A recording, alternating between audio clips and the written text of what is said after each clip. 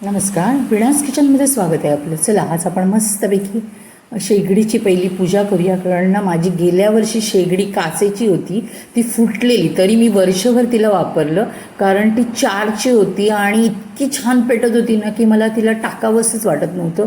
खूप ठिकाणी चौकशी केली पण काचच त्याची बदलून मिळत नव्हती मला. त्याच्यामुळे मग आता ही स्टीलची मी गेल्या वर्षीच घेऊन ठेवलेली, पण आत्ता काढली तिला या पावसात. 1 वर्ष मी ती फुटलेली काच शेगडी जी होती ती वापरली. काढताना सुद्धा खूप वाईट वाटत होतं कारण जवळजवळ मी 5 वर्ष ती शेगडी वापरलेली आणि 4ची असल्यामुळे जेवण वगैरे अगदी पटापट होत होतं. पेटते पण खूप छान. पण आता नाविलाज झाला कारण खूपच काचेचे तुकडे तुकडे पडायला लागलेले, कुठेतरी हाताला लागतील म्हणून मी शेगडी बदलली आहे. तर शेगडी म्हणूनच दाखवली आहे तुम्हाला इथे. साधी मी स्वतःच पूजा केली आहे, पण आता व्हिडिओ ह्या शेगडीवर येणार तर इतके 5 वर्ष म्हणजे जवळजवळ 2 वर्ष तुम्ही माझे व्हिडिओ बघताय. तर त्या शेगडीवर बघताय हिरव्या कलरच्या. अचानक शेगडी बदलली तर थोडंसं वेगळं वाटतं ना, काही कोणाचे व्हिडिओ वगैरे मी टाकते का वगैरे असं. म्हणून मग मी शेगडीची इथे पूजा दाखवली. थोडासा शिरा केलेला गोड याच्यावर. पण परवाच 2 दिवसापूर्वी माझा एक शिऱ्याचा व्हिडिओ गेला आहे म्हणून मी तो आज दाखवला नाही तुम्हाला. तर इथे मी मग गोड असं चहा ठेवून दाखवला तुम्हाला. आणि आता चहाबरोबर आपले कोकणातले फेवरेट घावणे तर ते तयार करते मी. ते चहा चांगला उकळून घेतला, तांदूळ भिजत घातलेले 4 तास असं रवाळ वाटून घेतलं मी.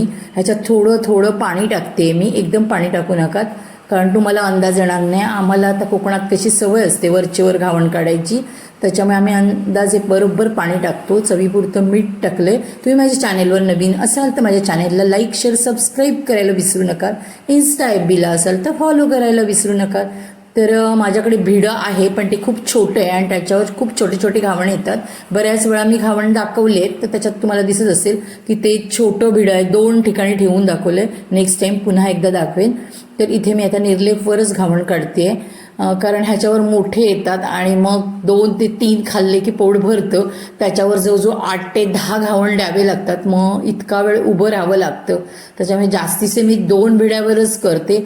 पण आज माझ्या छोट्या मुलाला पाहिजे होते म्हणून मग मी एकाच ह्या भिड्यावर ठेवून थोडे घावणे काढले, जास्त नाही काढले आहेत. तर इथे बघा घावण घातलं आहे आपण. सगळ्या साईडने निघत नाही तोपर्यंत त्याला काविलता लावायचं नाही आणि अगदी 1 मिनिटसुद्धा जास्तच होईल. अगदी 15 ते 20 सेकंद झाकण ठेवायचं आणि लगेच काढायचं. आणि मग घावण असा सुकला की तो आपणच निघतो, आपण जायचं नाही त्याला काढायला. गॅस फास्ट ठेवायचा आणि नंतर थोड्या वेळाने बारीक करायचा. बारीक केल्यानंतर घावण हळूहळू निघायला लागतो. आणि बघा घावण किती मस्तपैकी निघाला आहे तो. असे सगळे घावण मी तयार करून घेतलेले आहेत.